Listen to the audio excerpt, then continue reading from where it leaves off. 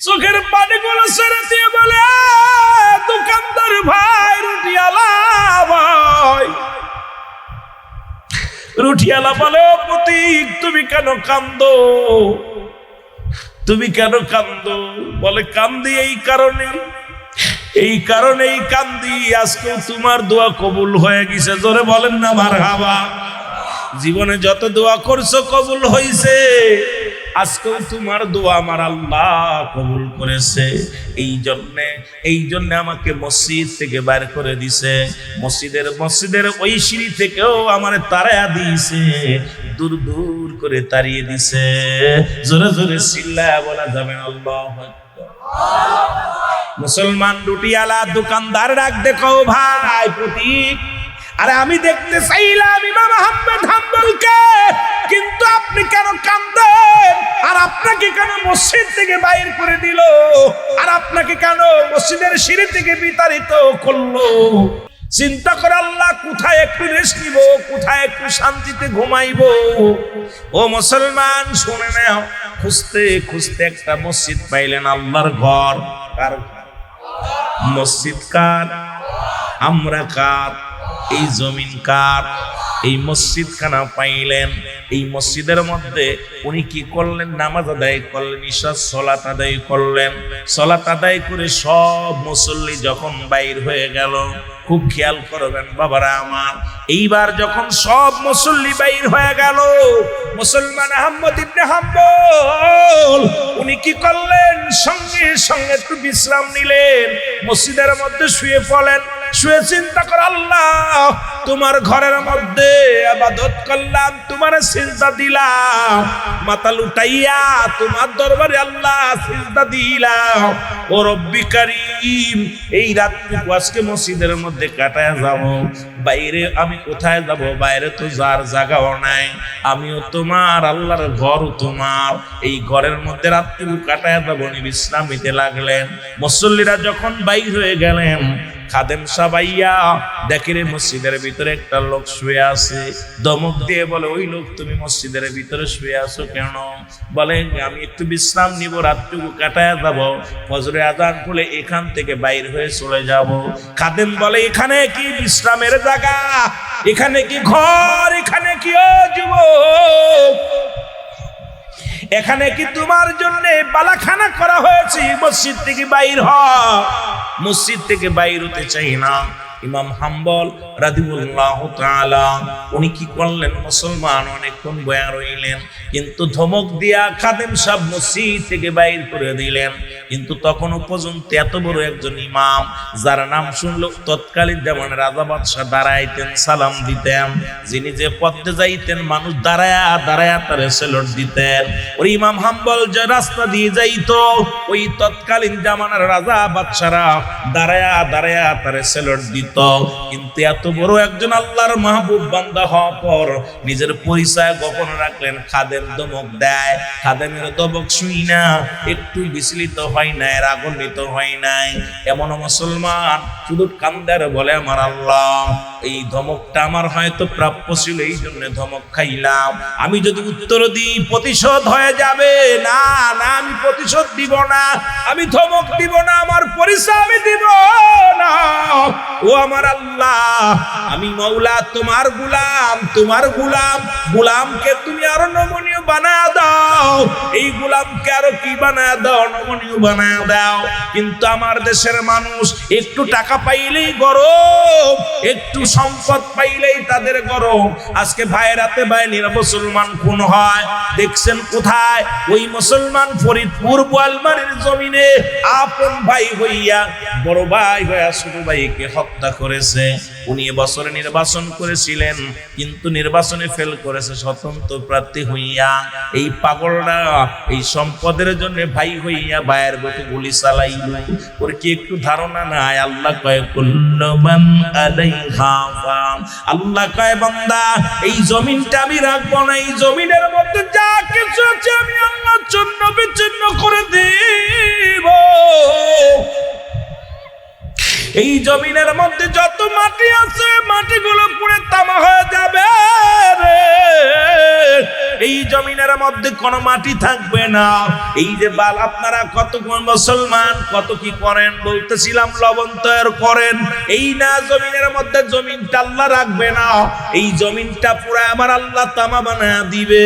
এই জমিনের মধ্যে যত পানি আছে, যে পানিটা ও মুসলমান বাষ্প করিয়া লবণ বানান, এই পানিটা একদিন পুড়ে আমার আল্লাহ আছাই বানায় দিবে।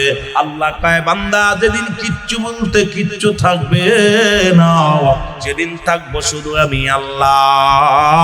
জোরে জোরে চিল্লা বলা যাবে না মারহাবা।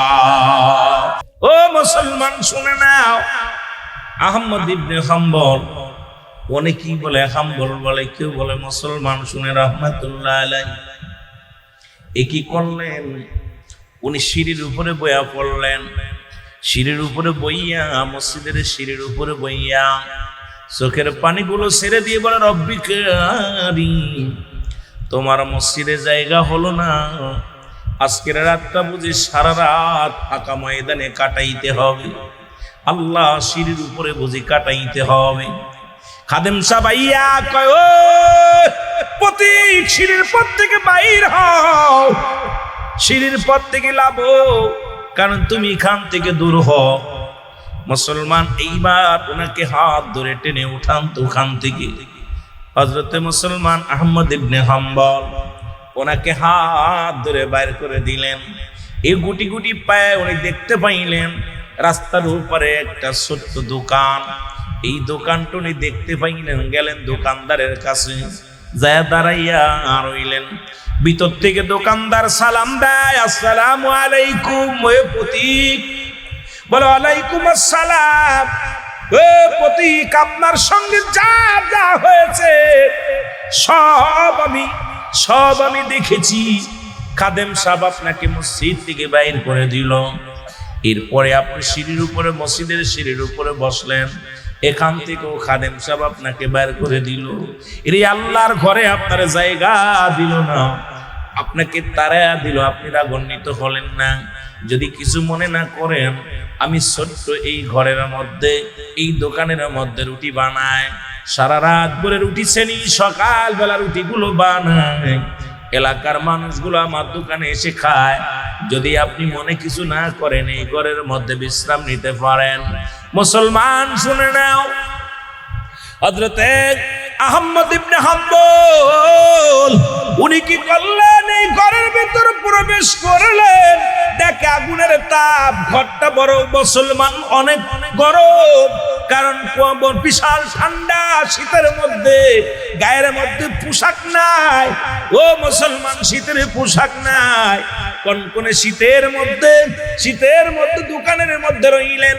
কিন্তু ওনাকে শোয়া দেওয়ার পর দোকানদার বিড়বিড় করে মুসলমান দেখে পানি ছেনলো, পানি যখন ঢাললো আটার মধ্যে, বিড়বিড় করে মুখটা নাড়ায়। এবার দেখে আটা যখন গোলাইলেন তখনও বিড়বিড় করে ঠোঁটনা নড়ায়। এবার আটা যখন খামির বানাইলেন তখনও বিড়বিড় করে মুসলমান কি যেন বলে ঠোঁটটা নাড়ায়। আবার যখন রুটি বানানো শুরু করলো তখন ওর ঠোঁট দুইটা বিড়বিড় করে নড়ায়। ইমাম সাহেব এবার জিগাইলেন, ও ভাই দোকানদার, মনে কিছু করবেন না, আপনার কাছে একটু জানতে চাই। আমি দেখলাম আপনি কি যেন বলেন, আপনি এই যে পানি ডাললেন আটা, রুটির মোটা আটার মধ্যে যখন পানি দিলেন তখন দেখলাম আপনি মনে মনে যেন কি বলেন, কি দুরূদ কি পড়েন। আবার যখন আপনি আটা বানাইয়া খামির বানাইলেন তখনও দেখলাম কি যেন বলেন। আবার যখন রুটি বানান তখনও যেন কি বলেন। দোকানদার বলে, ভাই আমি আর কিছু বলি না। ও ভাই শুনে নাও, যখন আমি আটাগুলো একটা পাতিলের মধ্যে থুইয়া যখন পানি দিই তখন আমি ইস্তেগফার করি, লা হাওলা ওয়ালা কুওয়াতা ইল্লা বিল্লাহ, আস্তাগফিরুল্লাহ আস্তাগফিরুল্লাহ আস্তাগফিরুল্লাহ। যখন আমি পানি দিলাম তখন বললাম আস্তাগফিরুল্লাহ, যখন আমি আটাগুলো যখন খামিরগুলো বললাম আস্তাগফিরুল্লাহ এখন আমি রুটি বানাইলাম, তখন বললাম আস্তাগফিরুল্লাহ। বলে ভাই আপনি এটা বলেন কেন? আমি এইটা বলার কারণে আমি এত বরকত পাই, এইটা আমি এত বরকত পাই, রব্বে কারীম আমারে কোথায় অভাব রাখে না। এই দুনিয়ার মধ্যে ইস্তেগফার করার কারণে আল্লাহ আমাকে এত বড় ধনী বানায় দিছে। দুনিয়ার সম্পদ আল্লাহ এত পরিমাণ আমার দিছে, শুধু আমার মনে একটা মাত্র আশা, আমি যা বলি আমার আল্লাহ কবুল করে। আমি আল্লাহর কাছে যা চাই আমার আল্লাহ সেটা কবুল করে। জোরে জোরে চিল্লায়া বলা যাবে না সুবহানাল্লাহ। সবকিছু আমি পাইয়া যাই, তবে জীবনে বড় একটা স্বপ্ন, দুইটা স্বপ্ন গো। এই যে ইস্তিগফার করার কারণে, আস্তাগফিরুল্লাহ পড়ার কারণে আমার আল্লাহ সম্পদ দিছে, যা চাইস তাই দেয়, তবে একটা জিনিস আমি পাই না, সেই জিনিসটা হলো মুসলমান শুনে নাও। এই বাগদাদ নগরের মধ্যে, এই জমিনের মধ্যে একজন ইমাম আছে, বড় শখ জীবনে তাকে একটু দুনয়নে দেখব, আমার বড় শখ ইমাম মুসলমান শুনে নাও। আহমদ ইবনে হাম্বলকে একটু দুনিয়ার মধ্যে দেখার বড় স্বপ্ন। উনি বর্তমান যুগের বড় আলেম, বড় আল্লাহওয়ালা, আমার বড় শখ আছে তাকে একটু দেখার। জোরে জোরে চিল্লায়া বলা যাবে না মারহাবা। আমি যখনই নামাজে দাঁড়ায় যাই, যখনই আমি আল্লাহর দরবারে ইস্তিগফার করে ডাক দিয়ে বলি রব্বে কারীম, ও রব্বে কারীম গো,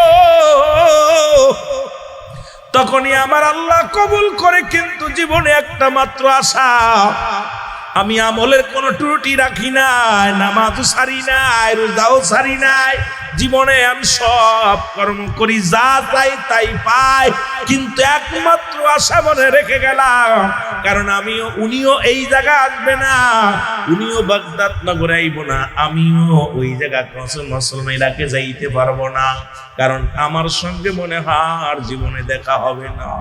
মরার আগে যদি একবার তারে পাইতাম, নয়নটা ভরে দেখতাম, এমন একজন আল্লাহর মাহবুব বান্দা, এমন একজন দিন দরদি বান্দাকে আমি দেখতাম। এই কথা শোনা পর মুসলমান শুনে নাও, হযরতে মুসলমান আহমদ ইবনে হাম্বল চোখের পানিগুলো দরদর করে ছেড়ে দিছে। রাহমাতাল লিল আলামিন বলে গেছেন, আমি যখন নামাজে দাঁড়াইব, আমার পিছে দাঁড়াইবে হযরত আবু বকর সিদ্দিক রাদিয়াল্লাহু তাআলা, যখন আবু বকর দাঁড়াইবে তার পিছে দাঁড়াইবে হযরত মুসলমান ওমর ফারুক রাদিয়াল্লাহু তাআলা, যখন ওমর দাঁড়াইবে এর পাশে দাঁড়াইবে হযরত উসমান গনি রাদিয়াল্লাহু তাআলা, উসমান যখন দাঁড়াইবে উসমানের পিছে দাঁড়াইবে হযরত আলী রাদিয়াল্লাহু তাআলা। মুসলমান নবীজির যুগ, নবীজি ইন্তেকাল করলেন, খুব খেয়াল করবেন বাবারা, আমার কথাগুলো একটু বোঝায় যায়, আপনাদের একে বলে যায় শাসক উমরের কথাটা বলে যায়, বললে আপনারা বুঝতে পারবেন। এটা বললাম একজন ইমামের কথা, এবার একজন সাহাবীর কথা। আমরা আস্তে আস্তে বাস্তবতা নিয়ে আলোচনার মধ্যে ঢুকবো। রব্বুল আলামিন যেন বুঝার তৌফিক দান করে। যেহেতু মিলাদুন নবীর মাহফিল, মুসলিম মিল্লাতের ঈদ হলো কয়টা? কয়টা কয়টা? জোরে কর না, কয়টা? আস্তে না জোরে কইবে? কামসা এখানে লিখছেন, খুব ভালো লিখছেন, পবিত্র ঈদে মিলাদুন নবী সাল্লাল্লাহু আলাইহি ওয়াসাল্লাম। মুসলমানদের ঈদ কয়টা? হ্যাঁ, দুইটা। কি কি? এইটা আবার কোন ঈদ? আরে মুসলমান এখনো মহেশখালীর মানুষেরা ভুলের মধ্যে আছে, বড় কষ্ট হয়, কারণ যে এলাকার মধ্যে নবীর জুলুসের জন্য পাগল, মক্কা মদিনার পরে যদি নবীর আশেক যদি দেখতে হয়, একটু চট্টগ্রামে আসলে নবীর প্রেমিকদের দেখা যায়, কারণ নবীজি বলছে আমার ওফাতের পরে পূর্ব দেশ থেকে একটা দল আগমন করবে, যাদের জবানে থাকবে নারায়ে রিসালাত, নারায়ে তাকবীর, আল্লাহু আকবার, নারায়ে রিসালাত ইয়া রাসূলুল্লাহ, আমার মন বলে বাংলাদেশের পরে আর কোনো মুসলিম কান্ট্রি নাই। আর এই বাংলাদেশের পূর্বাঞ্চলের মানুষ হলো মহেশখালীর মানুষ, কক্সবাজারের মানুষ, চট্টগ্রামের মানুষ। এই জন্য এলাকার মানুষগুলো যত নবী প্রেমিক।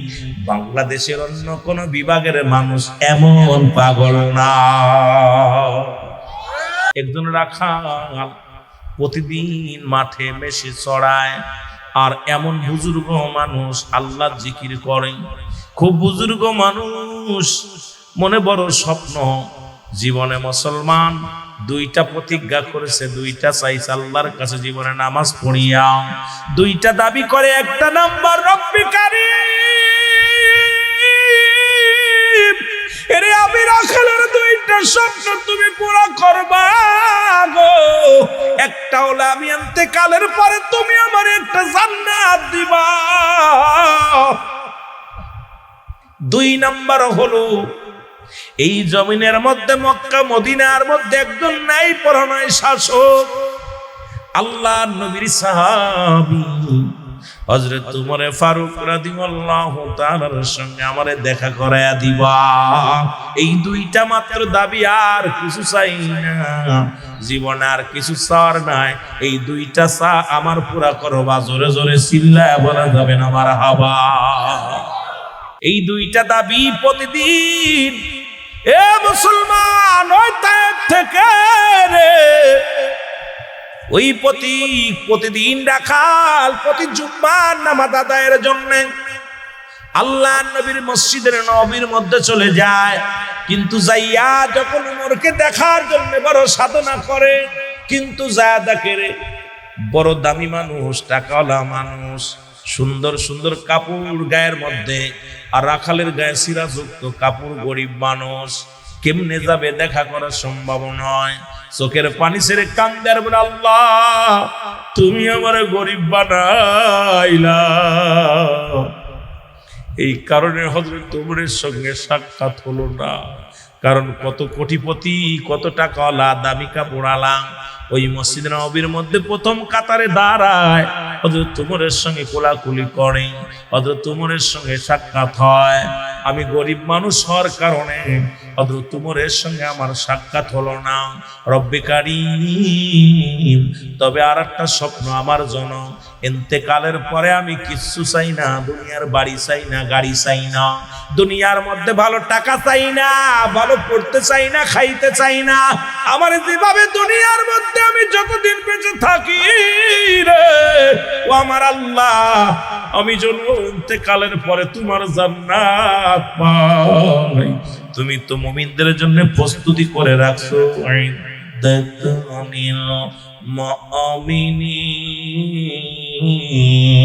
আল্লাহ কয় মুমিনদের জন্য, মুত্তাকিনদের জন্য একটা নয়, দুটি নয়, 8টা জান্নাত প্রস্তুতি করে রাখলাম। জোরে জোরে চিল্লায় বলা যাবে না মারহাবা। হযরত উমর ফারুক ছদ্মবেশে প্রতিনিয়ত বাইর হতো। 22টা তালিযুক্ত কাপড়ের মধ্যে একজন দেখবো সে মুসলমান। আমার দেশের এমপি সাহেবের যে অবস্থা, মন্ত্রীদের যে অবস্থা, চেয়ারম্যান মেম্বারের যে অবস্থা, একটা দুটো নয় 22টা তালি লাগাইছে কাপড়ের মধ্যে, লাগাইয়া ছদ্মবেশে রওনা দিচ্ছে। যাক মুসলমান মরুভূমি প্রান্তর দিয়া যায়, যাইতে যাইতে পিপাসায় কাতর হয়ে গেলেন, কলিজাটা শুকায় গেছে। দেখে একজন রাখাল বকরি চড়ায়, রাখালের কাছে যাইয়া ডাক দেখায়, রাখাল ও রাখাল, রাখাল রে। রাখাল সামনে আসছে, রাখালকে দেয় সালাম, দেয় আসসালামু আলাইকুম। আমার মন বলে আপনি মুসলমান। রাখাল বলে আলাইকুম আসসালাম, আমি মুসলমান। বলো রাখাল, আমি প্রতীক, আমি একজন রাজ দরবারে যিনি প্রধানমন্ত্রী, খুব খেয়াল করবেন বাবা, যিনি তৎকালীন জামানার শাসক, যিনি খলিফা, তিনি একজন ভেষ ধরে 22 তালি কাপড় গায়ে দিয়ে ভিতরে বাইরে হইল। আমার বাবারা অনেক গরিব মানুষ, কষ্ট পাওয়ার কিছু নাই, কারণ আল্লাহ নিজেই কলকাসিম হাবিবুল্লাহ, দিন মজুরি মেহনতকারীরা আল্লাহর বন্ধু। সুতরাং যারা কষ্ট করেন, মাঠের মধ্যে শ্রম দেন, যারা গায়ের ঘাম, যারা রৌদ্রের মধ্যে থাকেন, অটো চালান, যারা মিশুক চালান, এই পাগলদেরকে আল্লাহ বন্ধু হিসেবে ডাক দিছে। জোরে জোরে চিল্লায় বলা যাবে না মারহাবা। আমার বন্ধুগণ গভীর মনোযোগ শুনে নাও। হযরত ওমর ফারুক রাদিয়াল্লাহু তাআলা যাইয়া এইবার পথিককে সালাম দিয়া বলে, পথিক আমাকে একটু দুধ দাও, পিপাসায় বড় ক্লান্ত হয়ে গেছি, পিপাসায় আর চলতে পারি না, আমি হাঁটতেও পারি না, এখনো ক্ষুধা লাগছে, অনেক দূর থেকে জার্নি করে আসলাম। দুই হলো মরু প্রান্তরের রৌদ্র, যারা মক্কা মদিনায় গেছেন, যারা হজ করতে গেছেন, উমরায় গেছেন, ওই মরু প্রান্তরে কি যে উত্তপ্ত রৌদ্র, ওই বালুর চর মরুভূমির মধ্যে কত কষ্ট। হযরত ওমর ফারুক রাদিয়াল্লাহু তাআলা ডাক দিয়ে কয়, পথিক আমাকে একটু দুধ দাও, এক পেয়ালা দুধ আমারে দাও, আমি পান করি, খেয়ে বাঁচবো। পথিক ডাক দেওয়ার সঙ্গে সঙ্গে রাখাল পাও, পথিক আমি একটু দুধ আমি দিতে পারবো না, আমি বকরি চড়াই, কিন্তু বকরির মালিক আমি না। জোরে জোরে চিল্লায়া বলা যাবে না মারহাবা। বকরির চড়াইতেছি আমি, ঠিক আছে, কিন্তু বকরির মালিক আমি না। হযরত ওমর ফারুক ডাক দিয়ে কো, পথিক আমি পিপাসায় কাতর হয়ে গেছি, একটু দুধ দাও।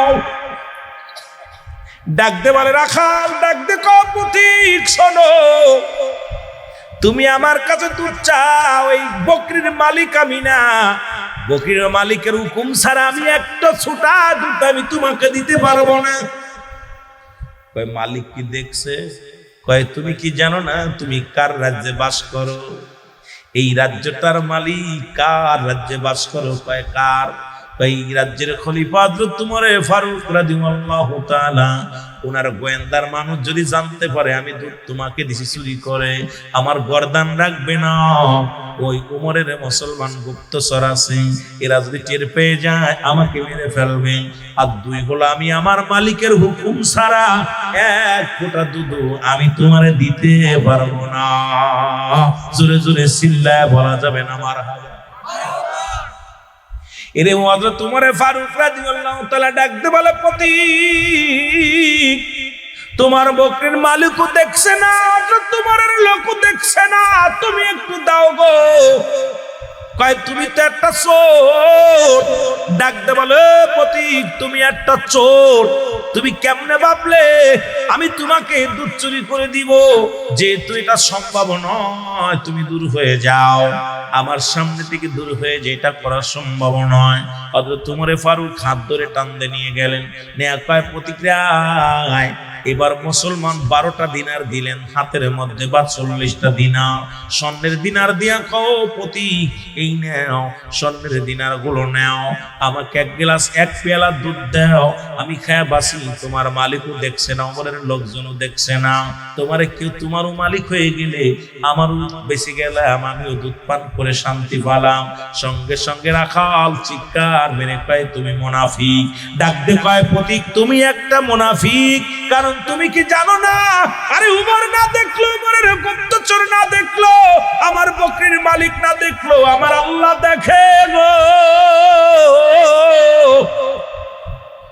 আইরে ইমানদার, আমার আল্লাহ রাব্বুল আলামিন দেখো। পথিক তুমি যে একটা মুনাফিক, তুমি একটা চোর।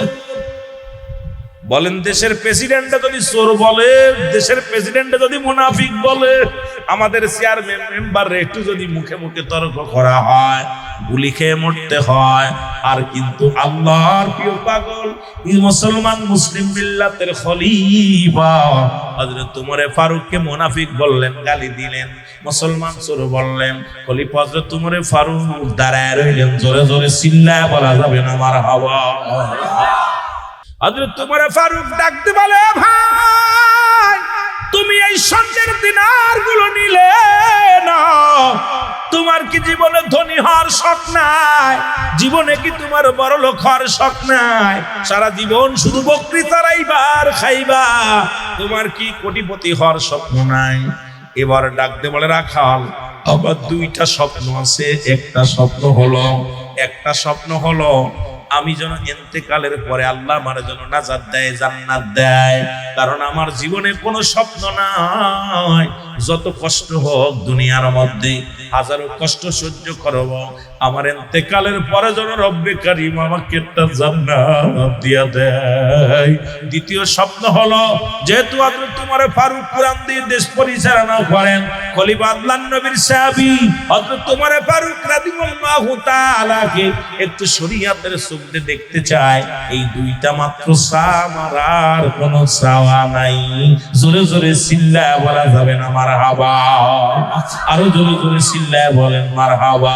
প্রতীক বসে আছে এমন সময় মুসলমান হযরত ওমর ফারুক রাদিয়াল্লাহু তাআলা যখন মেম্বারে প্রবেশ করলেন, লোকজন উঠে দাঁড়াইলেন, সবাই দাঁড়াইলেন। এইবার রাখাল ডাক দে কয়, রাখাল ডাক দে আল্লাহু আকবার, আল্লাহু আকবার, জোরে বল আল্লাহু আকবার। লোকজন কয়, এই বেটা তুই আল্লাহু আকবার দিলি, এখনো তো নামাজ শুরু হয় নাই। নামাজের ভিতরে যদি কোনো ওয়াজিব সুন্নাত ছুটে যায় তাহলে তো পিছন থেকে মুসলমান তাকবীর দিতে হয়। কেবল হযরত ওমর ফারুক যায় নামাজের পথে আসলো, এখন তুমি কেন আল্লাহু আকবার বললা? এবার প্রতীক ডাক দে কয়, ও ভাই উনি কেমনে হয়? উনি তো একটা মুনাফিক, উনি একটা চোর। এখন তো নামাজ পড়াইবে হযরত ওমর ফারুক, কিন্তু ওমর ফারুক বাদ দিয়া কেন একটা চোর এসে সামনে দাঁড়াইলো, একটা মুনাফিক এসে দাঁড়াইলো? লোকজন সবাই এইবার ক্ষিপ্ত হইয়া রাখালকে মারার জন্য রওনা হয়ে গেল। রাখালকে মুসলমান সবাই ধমক দিতে লাগলেন। ওমর ফারুক বলে, সবাই নীরবতা পালন করো, একটা কথা হবে না, নামাজ শেষে আমি ফয়সালা দিব, একটু ধৈর্য ধরো, সবাই নামাজে দাঁড়াও। সবাই নীরব থাকলেন, কিন্তু রাখাল তো গালি দেওয়া শুরু করলো। রাখাল কই, এটা সুর, এটা সেই বাটপার, এটা তো মুনাফিকের পাশে কেমনে নামাজ পড়বো? এইটাই তো আমার সাথে দেখা হয়েছিল, দুধ চুরি করে দিতে কয়েছিল, দুধ চুরি করে দিতে বলছিল, সেই লোকটা হলো এই। এটা ওমর ফারুক নামাজ শেষ হয়ে গেল। হযরত ওমর ফারুক ডাকতে বলে, উপস্থিত মুসল্লিরা শোনো, আমি গতকাল আমি গিয়েছিলাম ছদ্মবেশে গিয়েছিলাম মহল্লার মধ্যে, এই প্রতীকের সঙ্গে আমার দেখা হয়। আমি যদি না দেখতাম বুঝতে পারি নাই একজন সাধারণ রাখাল যে আমার আল্লাহরে ভয় পায়। একজন সাধারণ একজন রাখাল, সে হযরত ওমর ফারুককে ভয় পায়। কোরআনের আইন মানে, কোরআনের আইন বোঝার জন্য এই কোরআন কত বর্ণনা করে নাই। হযরত ওমরকে কত ভয় পায়। আমি যদি প্রজাদের মধ্যে না যাইতাম এটা দেখতে পারতাম না। সুতরাং ভাই তুমি আমারে যা বলছো ঠিকই বলেছো ভাই। তুমি একজন সাধারণ মানুষ হইয়া তুমি তোমার মালিকের হক নষ্ট করো না ভাই। তুমি একজন প্রতিনিধি, তোমাকে আমি স্যালুট জানাই। বুকের সঙ্গে টান দিলেন, টান দিয়ে নেওয়া পরে লোকটার সঙ্গে সঙ্গে বেহুশ হয়ে পড়ে গেলেন। এবার উঠা পর হযরত ওমর তাকে সান্ত্বনা দিলেন। আর হযরত ওমর ফারুক ডাক দিয়ে কয়, ও ভাই রাখাল, আমি তোমাকে অনুরোধ করলাম, এই মানা যখন তুমি নামাজে দাঁড়াইবে, কোন রাজা, কোন মন্ত্রী, কোন এমপির জন্য কোন নির্ধারিত কোন জায়গা নয়, একমাত্র ইমামের জায়গাটা নির্ধারিত থাকবে। ও রাখাল, তুমি প্রতিদিন আসবা, প্রতিদিন তুমি আমার পিছনে নামাজ আদায় করবা।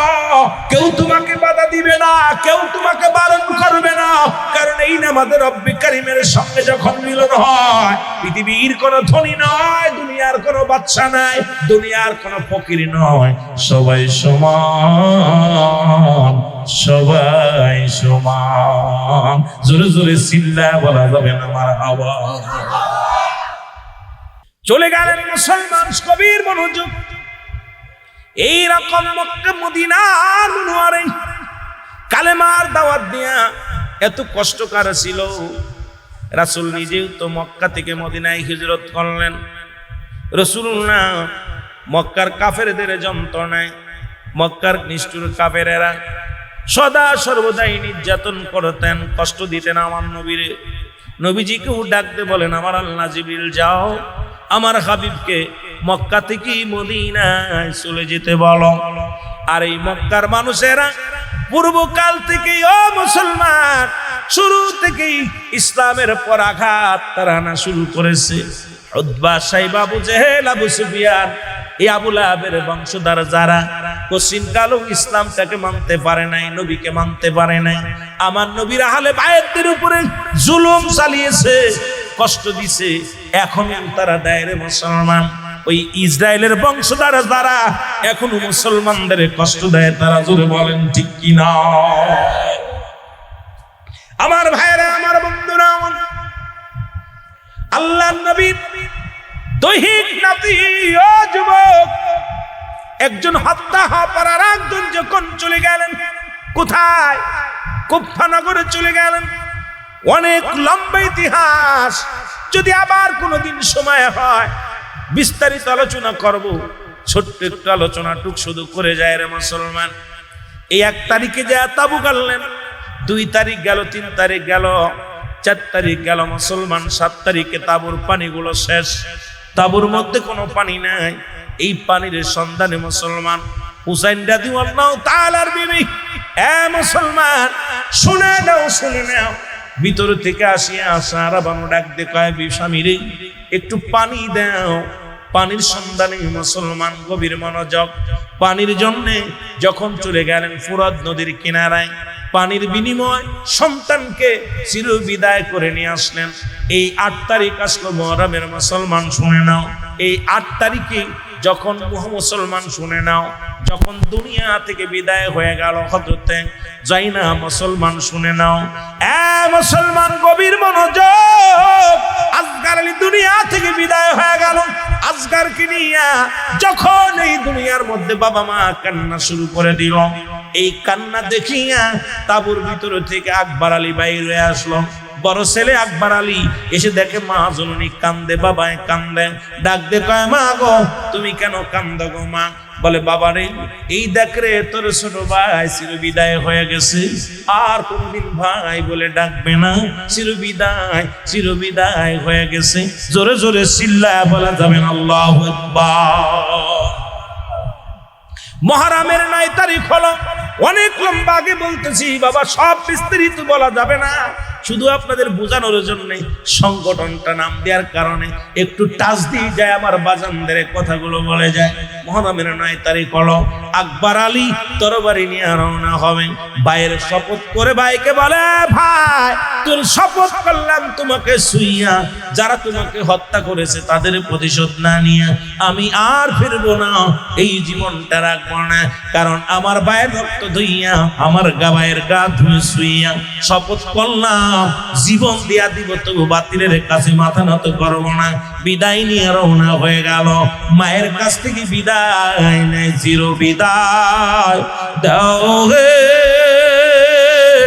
ও মা গো, ডাকিতেছেন নবীজি আমার, বলো ডাকিতেছেন নবীজি আমার, বলো চির বিদায় দাও হে ও মা গো, ডাকিতেছেন নবীজি আমার, বলো ডাকিতেছেন। ছোট ভাই আদর করে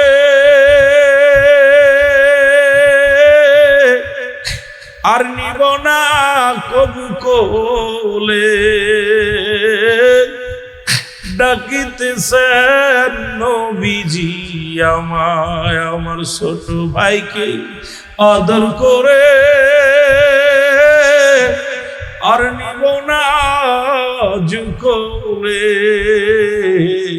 কি মারয় মা রিলির তাহায় ও মা গো, ডাকিতেছেন নবীজি আমার, বলো ডাকিতেছেন নবীজি আমার, বলো চির বিদায় দাও হে ও মা গো, ডাকিতেছেন রাসূল আমার, বলো ডাকিতেছেন নবীজি কি অপরাধ ছিল মোদের,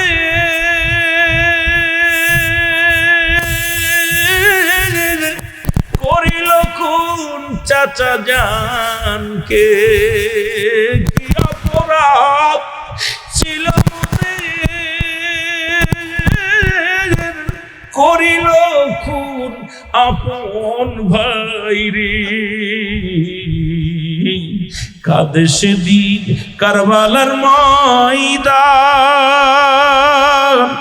ও মা গো ডাকিতেছেন নবীজি আমার, বলো ডাকিতেছেন নবীজি আমায়। চির বিদায় দাও হে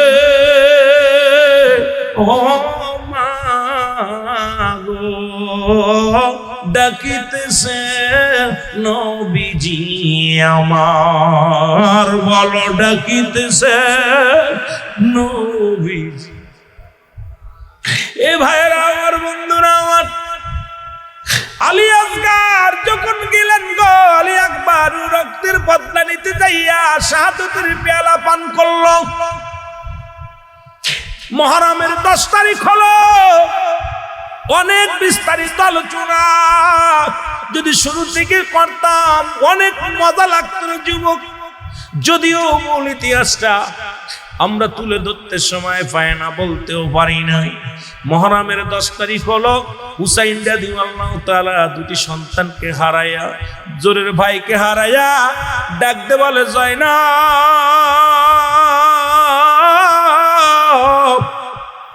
জয়নাব রে, আর বসে থেকে কি লাভ, আর বসে থেকে কি লাভ? এসেছিলাম কালেমার দাওয়াত দেওয়ার জন্য, এসেছিলাম রাসূলুল্লাহ সত্য বাণী প্রচারের জন্য। আরে কলিজার টুকরা সন্তানদের হারাইলাম।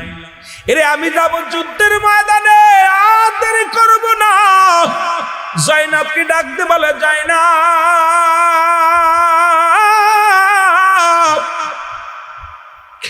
আমার জয়নালকে দেখে রাখবি, কারণ আমার জয়নাল ছোট মানুষ, অসুস্থ। আমার জয়নালের ঠান্ডা জ্বর হয়েছে, আর যদি বেঁচে থাকে মদিনাওয়ালার রওজা পাকে যায়, আমার জয়নাল নালিশ দিবে আমাদের জন্য। জয়নালকে দেখে রাখবি, আমার জয়নাল বড় অসুস্থ। ভিতরে থেকে জয়নাল বলে, আব্বাজান আমি যাব যুদ্ধের ময়দানে। হুসাইন কয়, জয়নাল রে, আমি তোরে রেখে গেলাম, কারণ নবীজির উম্মতের জন্য তোরে রেখে গেলাম। জয়নাল কয়, না না, আমি যাব যুদ্ধের ময়দানে যাব। জয়নাল বড় সান্ত্বনা হতে লাগলেন। সান্ত্বনা দেয় কিন্তু সান্ত্বনা নেয় না। জয়নাল বারবার কয়, বাবাজি আমি যাব। হুসাইন ডাকতে বলে, জয়নাব, ও জয়নাব, শুনে নাও, শুনে নাও, আমার সকিনারে আমার লাশের পাশে আসতে দিবি না, কারণ কারবালার ময়দানে হাসান হুসাইনকে চিরবিদায় করে দিবে। হুসাইন বলতেছে, জয়নাব রে, ওই লাশটার উপরে তারা আঘাত করবে। হুসাইনের লাশটারে যে বিক্ষত করেছিল। ঐতিহাসিকগণ, মুসলমান কিতাব পড়লে কোনো মুমিন চোখের পানি ধরে রাখতে পারে না। এত নিষ্ঠুর ইতিহাস, এত নিষ্ঠুর নির্যাতন করেছিল যারা, তারাও কিন্তু আযান দিয়েছিল মসজিদে, তারাও নামাজ পড়েছিল, জুম্মার নামাজ পড়েছিল। আবার হুসাইন শিবিরও আযান হয়েছিল, এজিদ শিবিরও আযান হয়েছিল। একটা শিবিরে আযান দিয়েছিল হত্যা করে, হুসাইনকে হত্যা করে আযান দিয়েছিল। আর একটা শিবিরে মুসলমান শাহাদাতের পেয়ালা পান করা পরও আযান দিয়েছিল। জোরে জোরে চিল্লায়া বলা যাবে না আল্লাহু আকবার। দুইটা শিবিরে আযান হয়েছে, হুসাইন শিবিরও আযান হয়েছে, এজিদ শিবিরও আযান হয়েছে। খুব খেয়াল করবেন আমার ভাইরা, আমার বন্ধুরা আমার। হুসাইন ডাকতে বলে, জয়নাব,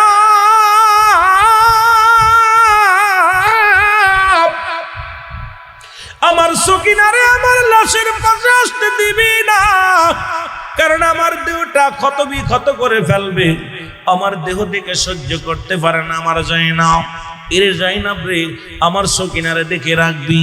2 নাম্বার জয়নাব, শুনে নাও, জয়নাব শুনে নাও, শুনে নাও, ও জয়নাব শুনে নাও। আমার নানাজির পাগড়ি মোবারক নিয়ে আসো। জয়নাব পাগড়ি মোবারক নিয়ে আসলেন, পাগড়ি মোবারক মাথার মধ্যে লাগাইলেন, লাগায় একটা চিৎকার দিয়ে বলে, নানাজি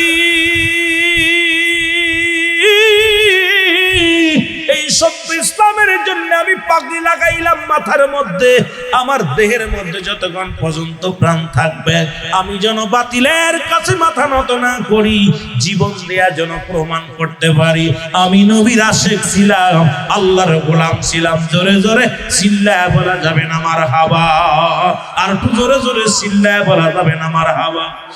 মুসলমান, জয়নাব কি করলেন? পাগড়ি মোবারক নিয়ে আসলেন, পাগড়ি মোবারক রাসূল পাক সাল্লাল্লাহু আলাইহি ওয়াসাল্লামের পাগড়ি মোবারক হুসাইন রাদিয়াল্লাহু তাআলা মাথার মধ্যে লাগাইলেন। ডাকতে বলে, জয়নাব, ও জয়নাব শোনো, তাড়াতাড়ি শুনে না, আমার আব্বা জানের জুলফিকার মোবারক নিয়ে আসো। শেরে খোদা হযরত আলীর জুলফিকার মোবারক আনা হলো। জুলফিকার খানা হাতের মধ্যে নিয়ে হুসাইন রাদিয়াল্লাহু তাআলা একটা চিৎকার মেরে বলে, বাবাজি, ও আমার আব্বাজি, ইসলামের জন্য জীবন দিয়া দিব, এই জীবনের কোনো মূল্য নাই, কারণ রহমতের নবীর মহব্বত, ইসলামের জন্য, আল্লাহর দ্বীনের জন্য শাহাদাতের পেয়ালা পান করব। মুসলমান, আমার হাতে যতক্ষণ পর্যন্ত আমার হাতে জুলফিকার থাকবে আমি যেন বাতিলের কাছে মাথা নত না করি। হযরত জয়নাব কি করলেন? তরবারি টেনে দিলেন। এবার ডাকতে বলে, জয়নাব রে, আমির হামজার বল্লভটা নিয়ে আসো। আমির হামজার বল্লভখানা নিয়ে আসলেন। বাম হাতে আমির হামজার বল্লভ, ডান হাতে শেরে খোদা হযরত আলীর তরবারি, মাথার মধ্যে রাহমাতুল লিল আলামিনের পাগড়ি মোবারক নিয়ে দাঁড়ায় রইলেন। ডাকতে বলে, জয়নাব, ও জয়নাব, শুনে নাও, শুনে নাও, পৃথিবীর মধ্যে আমাদের জন্য কারুর নালিশ দিয়ে কারুর কাছে বিচার চাইবা না। যদি এখান থেকে ফিরে যাইতে পারো মক্কা মদিনায় রাসূলের রওজায় যাইয়া আমি হুসাইনের সালাম পৌঁছে দিবা। জোরে জোরে চিল্লায় বলা যাবে না, চির বিদায় দাও হে ও জয়নাব রে, ডাকিতেছে নবীজি আমার, বলো ডাকিতেছে নবীজি আমার, বলো চির বিদায় দাও হে ও জয়নাব রে, ডাকিতেছে নবীজি আমার, বলো ডাকিতেছে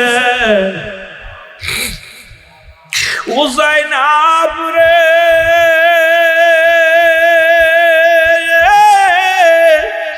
মা জননী নাই রে ধরা,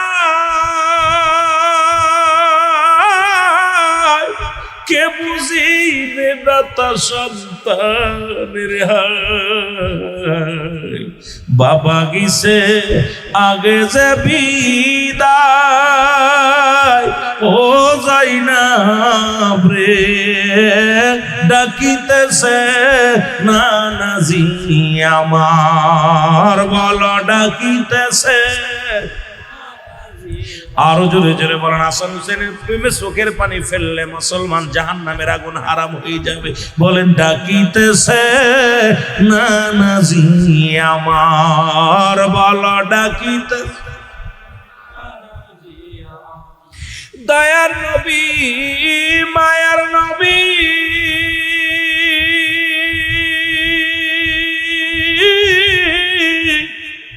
আজ বিপদের দিনে নাই কেউ সঙ্গী, সাথে রয়েছে আমারই আল্লাহ, ও জয়নাব রে, ডাকিতেছেন নবীজি আমার, বলো ডাকিতেছে নবীজি আমার, বলো ডাকিতেছে নবীজি আমার। আমার ভাইরা, এক হাতের মধ্যে তরবারি আর এক হাতের মধ্যে বল্লভ, মাথার মধ্যে রাসূলুল্লাহর পাগড়ি মোবারক নিয়ে যুদ্ধের ময়দানে চলে গেল। অনেকগুলো সৈন্যকে কতল করে হযরত হুসাইন রাদিয়াল্লাহু তাআলা এই জমিনের মধ্যে পড়ে গেলেন। সবচেয়ে মজার বিষয় শুনে নেন, আজকে দাড়িওয়ালা টুপিওয়ালারা কি করেছিল। ওদিন দামেস্কের মসজিদের ইমাম যিনি ছিলেন, এজিদ ছিলেন দামেস্কের মসজিদের ইমাম। এত বড় একজন ইমাম হইয়া যার পাশে ১৬ লক্ষ মানুষ নামাজ আদায় করত, কেমনে করে নবীর আহলে বায়াতদেরকে তারা হত্যা করলো, কেমনে একটু প্রাণ কাঁপে না, একটু মায়া লাগে না। কোন লেখক বলেছে যে শেমর, এই শেমর ছিল দামেস্কের মসজিদের মুয়াজ্জিন। উনি আজান দিতেন, মাঝে মাঝে মসজিদে আজান দিতেন। যখন হুসাইন রাদিয়াল্লাহু তাআলা গায়ের মধ্যে ৭২টি তীর যখন লাগায় দিছে, জমিনের মধ্যে পড়ে গেছে। হুসাইন পড়ে যাওয়ার পর চিৎকার মেরে বলে, শেমর রে, আমাকে মারিস না, আমাকে যদি মারিস আমার নানা কষ্ট পাবে। আমি দিন ইসলামের দাওয়াত দিতে আসছি, আমাকে তুই মারবি না। কিন্তু শেমরের দিলে কোনো মায়া হলো না। ডাক দে হুসাইন, ডাক দে বলে, শেমর, আমি তোমাকে চিনতে পেরেছি। আমার নানাজি বলেছিল মক্কা মদিনা ওই কালা কুকুর, ডুরা কাটা কুকুর আমার পায়ের মধ্যে কামড় মেরেছে। আমার আর বুঝতে বাকি নাই তুমি সেই নিষ্ঠুর কুকুর, কারণ তুমি অর্থের লোভে পড়ে গেছো। ওই যে আগেই বলেছি, বাল্যহা কিলাও, এই দুনিয়াটা পচা দুর্গন্ধ মরি, তুমি অর্থের লোভে পড়েছো, তুমি আমাকে মেরে ফেলবা, তবে আমাকে আর কষ্ট দিস না। ওজা মুসলমান গভীর মনোযোগ। হুসাইন রাদিয়াল্লাহু তাআলার কলিজার মধ্যে পল্লব দিয়ে খোঁচাইতে লাগছে রে। আর হুসাইন ডাকতে বলে, নানাজি, ইয়া মুহাম্মাদান, ইয়া মুহাম্মাদান, ইয়া মুহাম্মাদান বলে চিৎকার মেরেছিল সেদিন। আমার নবীজিকে ডাক দিয়ে হুসাইন বলে, নানাজি, ও আমার নানাজি, আর পারছি না রে নানাজি। হুসাইন ডাকতে বলে, শেমর রে, আমাকে একটু শান্তি দে, কারণ আমি জয়নালের কান্না শুনতে পাই, আমি আমার নানাজির ডাক শুনতে পাই। জোরে জোরে চিল্লায় বলা যাবে না আল্লাহু আকবার, জোরে জোরে চিল্লায় বলা যাবে না আল্লাহু আকবার। ধীরে ধীরে চালাও গো সুরি, ধীরে ধীরে চালাও গো সুরি, নিষ্ঠুর নারী গলায়, এ গলাতে দিছেন চুমা আমারি নানাই।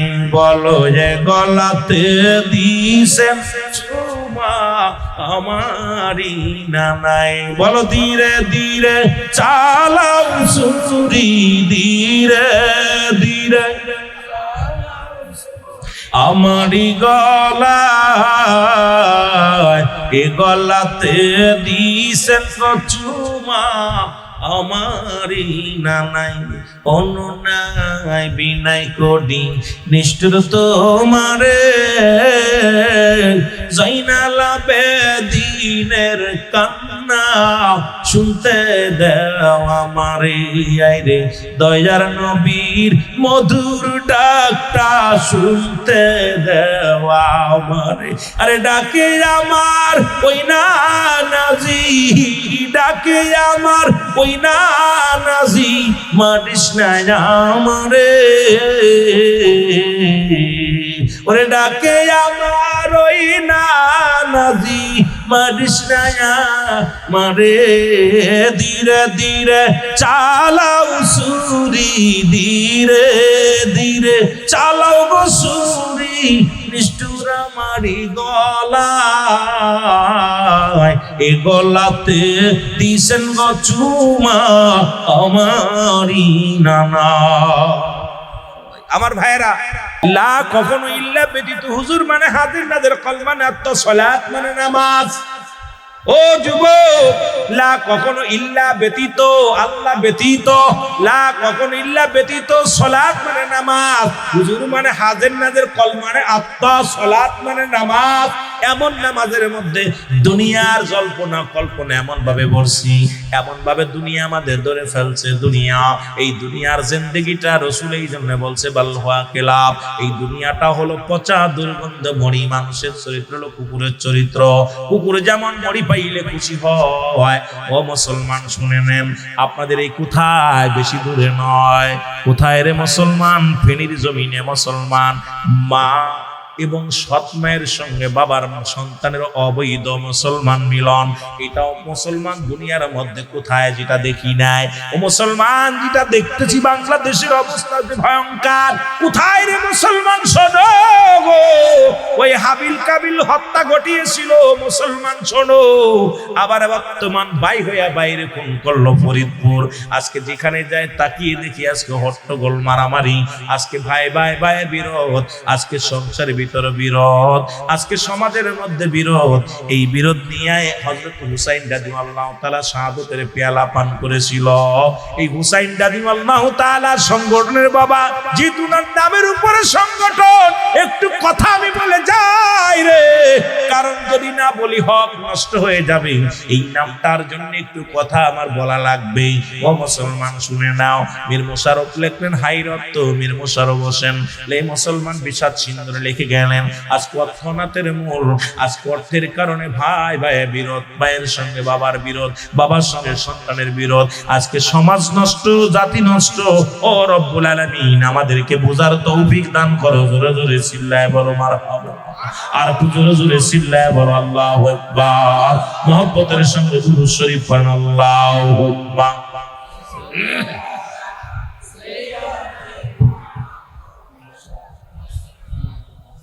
12টা বেজে গেছে, 12টা বেজে, ওয়াজ কি চলবো? 12টা বেজে গেছে। 12টা সারাদিন করে জার্নি করছি, তবে জান্নাতীদের পাইলে স্পিরিট বাড়ে, কথা বুঝেননি? তারপরেও 12টা বেজে গেছে। এখন আর অল্প আলোচনা করি, যেহেতু আপনাদেরকে নিয়ে পবিত্র ঈদে মিলাদুন নবী সাল্লাল্লাহু আলাইহি ওয়াসাল্লাম ইমাম হাসান রাদি হুসাইন রাদিয়াল্লাহু তাআলা জান্নাতের দুইটা ফুটন্ত গোলাপ, জোরে বলেন মারহাবা, আরো জোরে বলেন না। এদের স্মরণে দুইটা কথা বইলাই আলোচনা শেষ করি। দরকার ছিল মাব্বাদের ওয়াজ করা, পর্দার ওয়াজ করা, বর্তমান জামানা নিয়ে, বর্তমান সমাজ নিয়ে ওয়াজ করতে, কিন্তু বাজান রে একটা কথা বলতে যায়, দুইটা কথা বলতে যাই তো রাত শেষ হয়ে যায়। কেমনে যে কথা বলবো? দরকার ছিল আপনাদেরকে নিয়ে প্রতি 2-4 রাত বসা, একটা চ্যাপ্টার নিয়ে, একটা বিষয় নিয়ে কথা বলতে গেলে কিছুটা দেওয়া যাবে, কিন্তু সব দিক গেলতে গেলে তো সময়ও পাই না, কথা বলাও সুযোগ পাই না। আল্লাহ কবুল করুক, সকলে বলেন আমিন, আরো জোরে বলেন আমিন। একটু মুহাব্বতের সঙ্গে দুরূদ শরীফ পড়েন আল্লাহুম্মা। ও ভাই হোসেন রে, ডাকিতেছে নানাজি আমার, ডাকিতেছে নানাজি আমার। একটু হাসান হুসাইনের কথা বইলা আলোচনা শেষ করি, কি কন ভাই? কষ্ট হবে? চির বিদায় দেও হে ও ভাই হোসেন রে, ডাকিতেছে নানাজি আমার, ডাকিতেছে নানাজি আমার। একটু মহব্বতে বলেন চির বিদায় দেও হে ও ভাই হোসেন রে, ডাকিতেছে নানাজি আমার, বলো ডাকিতেছে ও ভাই হোসেন রে,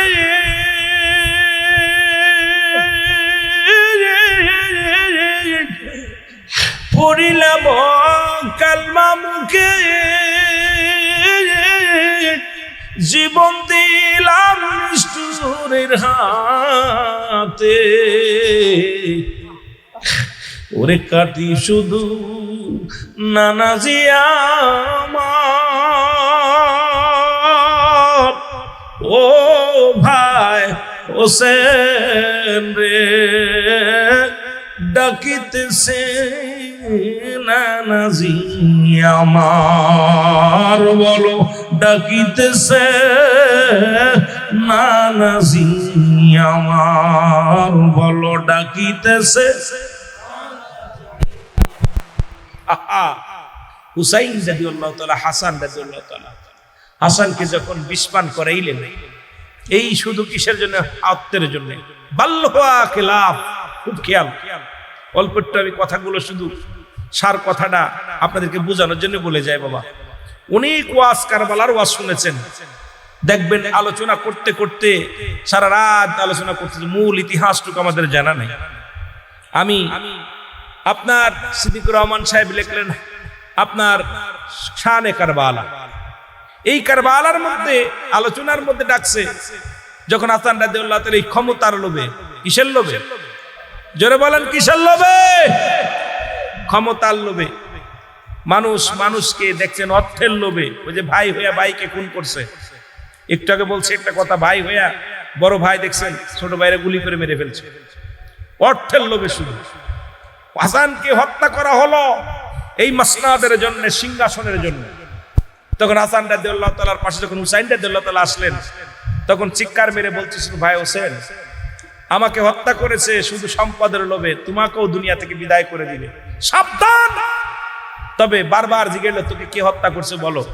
আমি বলবো না, কারণ আমার পরে তোমার বিপদ আসতেছে। সেই বিপদটা আসতে পারে। আজকে হাসান হুসাইন সংগঠন, আমার ভাইয়েরা, আজকে আমার যুবক ভাইয়েরা, আজকে যারা কর্মজীবী ভাইয়েরা এত সুন্দর একটা সংগঠনের নাম দিছেন, এত হাসান হুসাইন জান্নাতের সরদার, যুবকদের জান্নাতের সরদার, ফুটন্ত দুইটা ফুল, গোলাপ ফুল। রাসূল নিজে বলে গেছে, হাসান হুসাইন আমার, আমি নবী হাসান হুসাইনের। হাসান হুসাইনকে যারা ভালোবাসবে আমি নবীর ভালোবাসা হবে। সুবহানাল্লাহ বলেন, আরো জোরে বলেন না। যে হাসান হুসাইনকে ভালোবাসি আমরা, নবীর আহলে বায়াতদেরকে ভালোবাসি না, এই পাক পাঞ্জাতনকেও ভালোবাসি না, আমরা এগুলো আমরা ভালোবাসি না। খুব কষ্ট লাগে ভাই, খুব গভীর আমার বাজান রে, গভীর মনোযোগ। তা আমি সংগঠনকে পায় অনেক ধন্য, যেই সংগঠনের মানুষগুলো হাসান হুসাইনকে ভালোবাসে, রাহালেদের বায়াতদেরকে ভালোবাসে। যখন হত্যা করা হলো, হাসান হুসাইন রাদিয়াল্লাহু তাআলা কি করলেন?